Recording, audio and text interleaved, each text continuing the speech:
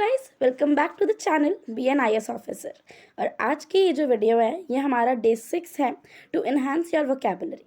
इससे पहले हम वीडियो को शुरू करें, हम आपको एक फैक्ट हमेशा बताते हैं और यहाँ पर भी बताएंगे कि अगर आप एक दिन में 5 नए वर्ड सीखते हैं तो एक साल में आप 1825 के आसपास 1800 के कुछ नए वर्ड सीख जाएंगे। तो आप हर दिन कोशिश कीजिए कि आप कुछ नए वर्ड सीखें, क्योंकि जो लैंग्वेज होती है वो वर्ड्स से बनती है। अगर आपको नए नए डिफरेंट यूनिक वर्ड्स आते हैं तो आप किसी भी लैंग्वेज पर अच्छे तरीके से कमांड पा सकते हैं। चलिए अब हम आज का वीडियो शुरू करते हैं। सबसे पहला वर्ड है हमारे पास कॉम्बैट। कॉम्बैट एक वर्ब होती है जिसका हिंदी मतलब होता है सामना करना। मतलब हम किसी सिचुएशन से सामना करते हैं, हम फाइट करते हैं। और उसके सिनोनिम्स की बात करें तो टैकल करना, किसी सिचुएशन को हैंडल करना या फिर अटैक बैक करना, कि कोई सिचुएशन आपके सामने आई है, आपने उसको किस तरीके से हैंडल किया, किस तरीके से आपने उसको टैकल किया। एंटोनिम्स होता है गिव इन टू, मतलब आपने एकदम आपने बिल्कुल हार मान ली कि आप कुछ नहीं कर सकते हो एंड आप उसका सामना नहीं कर पाओगे and you are not able to tackle that situation. इसका एग्जाम्पल सेंटेंस है हमारे पास, doctors are trying to combat the spread of corona virus. जो डॉक्टर्स हैं वो कोरोना वायरस के स्प्रेड को रोकने के लिए, स्प्रेड को कम करने के लिए उस सिचुएशन से कॉम्बैट कर रहे हैं, उससे फाइट कर रहे हैं, उससे टैकल कर रहे हैं। ठीक है, अब हम आ जाते हैं अपने दूसरे वर्ड पे। और गाइज मैं आपको यहाँ पर बताना चाहूँगी कि देखो, अगर जो 5 वर्ड्स मैं आपको सिखाने वाली हूँ इनमें से अगर आपको कोई किसी भी वर्ड से रिलेटेड आप सेंटेंस खुद बनाते हो या फिर आप सर्च करके भी लिख सकते हो, बिकॉज जब आप लिखते हो ना तो आपको चीज़ें 40% तभी याद हो जाती हैं। तो इन वर्ड से मैं तो बल्कि आपसे ये कहूँगी कि जो 5 वर्ड्स हम आपको एक वीडियो में बताते हैं उन 5 वर्ड से आप एक एक सेंटेंस अपना बनाइए। And if you are not able to make the sentence from these words तो आप गूगल से चेक कर सकते हो, देख सकते हो वहाँ से सेंटेंस, और आप कमेंट्स में आके लिखो, क्योंकि जब आप लिख दोगे तो वो चीज़ें आपको याद रहेंगी। अब हमारा वर्ड है इंटेलेक्चुअल। इंटेलेक्चुअल एक एडजेक्टिव है जिसका मतलब होता है बौद्धिक, मतलब मेंटल।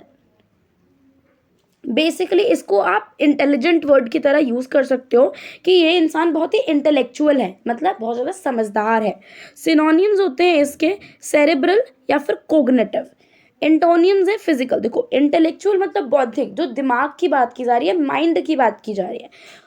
और जो एंटोनियम होता है वो होता है इसका फिजिकल, जो हम फिजिकली तरीके से किसी चीज़ को देखते हैं। अब इसका एग्जाम्पल सेंटेंस है, चिल्ड्रन नीड इंटेलेक्चुअल स्टिमुलेशन। जो बच्चे हैं आजकल के टाइम के, उनको बौद्धिक विकास होना उनका बहुत ज़्यादा ज़रूरी है। ये है ये सेंटेंस कि चिल्ड्रन नीड इंटेलेक्चुअल स्टिमुलेशन। अब हम आ जाते हैं अपने तीसरे वर्ड पर, जो कि एक एडजेक्टिव है और इसका हिंदी मीनिंग है दुर्बल। फ्रेल। फ्रेल एक एडजेक्टिव है, हिंदी में इसको दुर्बल कह सकते हैं और इंग्लिश में इसका मीनिंग है इनफॉर्म। इनफॉर्म इसके सिनोनियम है वीक या फिर वीकेंड, और एंटोनियम जो होते हैं इसके स्ट्रॉन्ग या फिर पावरफुल कह सकते हो आप।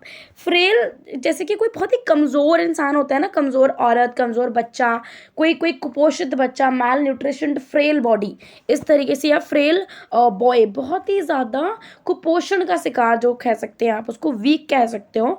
ही gave the frail woman a hug. उसने एक कमज़ोर वुमन को गले से लगाया। ये एडजेक्टिव होता है जिसको आप किसी भी नाउन के साथ या प्रोनाउन के साथ यूज़ कर सकते हो।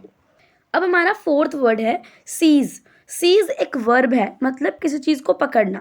बेसिकली आपने ये वर्ड तब सुना होगा अगर आप कभी इकोनॉमिक टाइम्स पढ़ रहे हो या फिर इकोनॉमी का जब आप पेज पढ़ते हो न्यूज़पेपर में, तो आपने ये सीज वर्ड पढ़ा होगा कि बैंक जो होते हैं नॉन परफॉर्मिंग एसेट, जो उनके लोग होते हैं जो कि उनको उनके लोन्स को पे नहीं कर रहे होते, उनके प्रॉपर्टीज़ को सीज कर लेते हैं या फिर उनके जितने भी एसेट्स होते हैं उनको सीज कर लेते हैं, उसको पकड़ लेते हैं। सिनोनियम होते हैं इसके ग्रैस्प या फिर स्नैच। स्नैच मतलब छीनना भी होता है। एंटोनियम्स होते हैं इसके लेट गो ऑफ, मतलब आपने उस चीज़ को जाने दिया, आपने उसको नहीं पकड़ा, you did not seize that, आपने उसको छोड़ दिया। एग्जाम्पल सेंटेंस है हमारे पास, she jumped up and seized his arm. वो कूदी और उसने उसके आर्म को पकड़ लिया। और जो इसकी इंग्लिश है यहाँ पर ग्रैब, ये भी आपने कई बार सुना होगा कि ग्रैब दिस अपॉर्चुनिटी, इस अपॉर्चुनिटी को ग्रैब करो, इस तरीके से ये वर्ड यूज़ किया जाता है। अनरिंग। अब अनरिंग क्या है, ये भी एक एडजेक्टिव है। इसकी हिंदी होती है अचूक। कई बार होता है ना, जैसे कि हम जो शूटर्स होते हैं, जो गोली चलाते हैं, उनका निशाना कितना, मतलब कितने वो लोग अनरिंग होते हैं, एक अनरिंग पर्सन, तो वो एकदम अचूक निशाना है उसका। उसका निशाना जो है वो कभी भी चूकता नहीं है, अनफेलिंग, कभी भी फेल नहीं होता। इसके सिनोनिम्स होते हैं इनफॉलिबल, एंटोनियम्स है इसके फॉलिबल, मतलब कोई चीज़ गलत हो सकती है, फॉल हो सकता है, उसमें कोई चीज़ गलत हो सकती है, उसका निशाना हो सकता है ठीक से नहीं लगे। एग्जाम्पल सेंटेंस है his sense of direction is unerring, मतलब उसका जो डायरेक्शन का सेंस है वो एकदम अचूक है, वो अनफेलिंग है, अनएरिंग है। तो गाइस आज के वीडियो के लिए सिर्फ इतना ही। अगर आपको ये वीडियो पसंद आया हो तो इस वीडियो को लाइक कीजिएगा। अगर आपके पास हमारे को देने के लिए कोई भी अगर सुझाव है तो आप दे सकते हैं कि कैसे कंटेंट आपको देखना है, तो उस तरीके के वीडियोस हम बना सकते हैं। अगर आप हमारे चैनल पे नए हैं तो इसको सब्सक्राइब कर सकते हैं, अगर आपको हमारा कंटेंट अच्छा लगता हो और आप इन वीडियोज़ को दोबारा देखना चाहते हो। Thank you so much for watching.